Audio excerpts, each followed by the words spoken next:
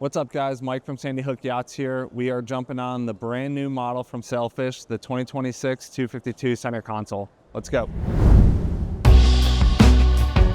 This model is spec'd out with twin Yamaha F150s for its performance and efficiency out on the water. As we are on the aft of the boat here, we have this massive pull-out jump seat, the giant live well, and what really sets it apart is the dive door on this 25-foot model. As we jump up to the helm here, you can check out their massive captain's chairs, and this model can also be spec'd out with the reversible bench seat. And as you can see here, we are at the helm with a giant full glass enclosure, making sure that everyone is safe, dry on their ride out on the water. As we jump up to the bow of the boat, you can see that there's just so much room around here.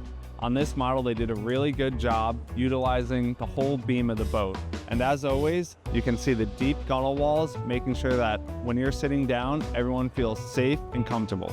And check out where they put the head on this boat. A unique feature on some of Sailfish models, the head just pulls out right here for easy entry and exit. Thanks for checking out the Sailfish 252 center console with me. We have this model in stock at our Naples location. Come by and check us out.